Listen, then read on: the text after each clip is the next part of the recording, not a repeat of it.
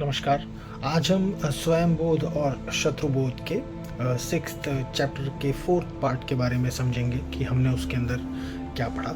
तो इसमें बताया गया कि स्वाधीनता से पहले भी हिंदुओं ने अपनी सार्वजनिक पहचान को पीछे खिसकाकर मुसलमानों के साथ साझा मंच की मांग जो थी वो सहजता से स्वीकार कर ली थी, जबकि मुसलमान अपनी पहचान छोड़ने को कभी तैयार ही नहीं हुए थे।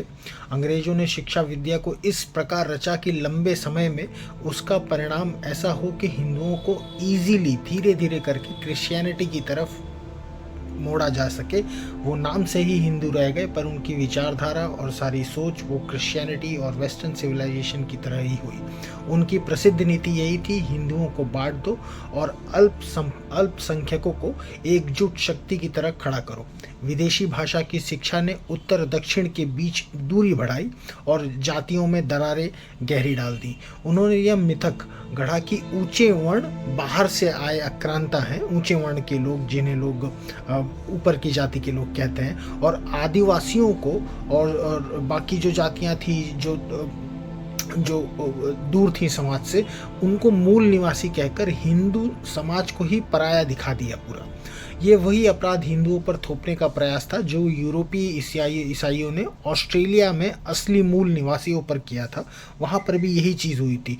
उच्च शिक्षा में समाजशास्त्र को अपनों के अध्ययन का विषय और मानव विज्ञान को दूसरों के अध्ययन का विषय बताया गया। जब आदिवासियों पर मानव विज्ञान लागू हुआ तो संकेत यही गया कि वे हिंदू समाज का हिस्सा है ही नहीं, जिससे परिवर्तन की राह जो है वो और आसान होगी। कन्वर्जन बहुत इजीली हो गया उनका।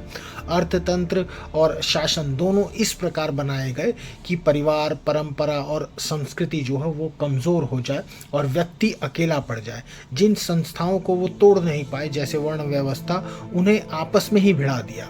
मिशन विद्यालयों और मिशन विद्यालय मतलब मिशन स्कूल्स और हॉस्पिटल, मिशन के जितने भी थे, ईसाई प्रचार को समाज की गहराई तक उसमें जमाया। हर स्कूल और हर चर्च जितने भी मिशन ओरिएंटेड रहते हैं, उनका जो डीप थॉट होता है वो कन्वर्जन ही होता है। स्वाधीनता के बाद भी सेक्युलर नीति के नाम पर व्यवस्था ऐसी बनी कि हिंदुओं को राज्य से दूरी और चर्चेज और मस्जिदों और मिशन को पूरे देश में फैलते रहे। इसी कारण ईसाई साम्राज्यवाद जो है उसके अवशेष भारत में आज भी दिखते हैं और गहरे प्रभाव डालते हैं, और साथ ही साम्यवाद, मकालेवाद, आधुनिकतावाद और इस्लामवाद को भी बढ़ावा देते हैं। बहुत बहुत धन्यवाद।